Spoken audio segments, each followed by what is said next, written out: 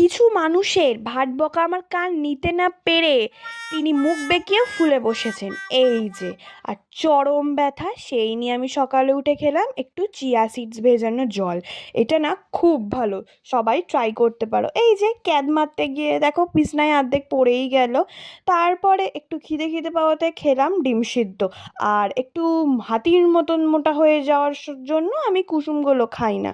তারপরে সুন্দর করে তোমাদের দেখাবো বলে সাজিয়ে নিয়ে বসে পড়লাম এই থালাটা।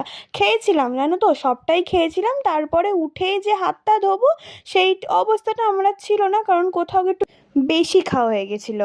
আজকে ছিল পটল আলু ভাজা, শসা, তারপরে কাঁঠালের ওই বীজ দিয়ে তরকারি, ডাল, দই, ভাত, লেবু আর লাল একটা লঙ্কা। তারপরে এই যে বললাম কান বেঁকে বসেছে, চারটে ওষুধ খেলাম। তারপরে প্রচণ্ড যন্ত্রণা হওয়ায় আমার এই বনুটা একটুখানি আমার ওপর দয়া হয়েছিল, সেই জন্য একটু গরম জলের নুন দিয়ে আমাকে সেঁকিয়ে দিচ্ছিল। আর আমার প্রচণ্ড ব্যথা করছিল।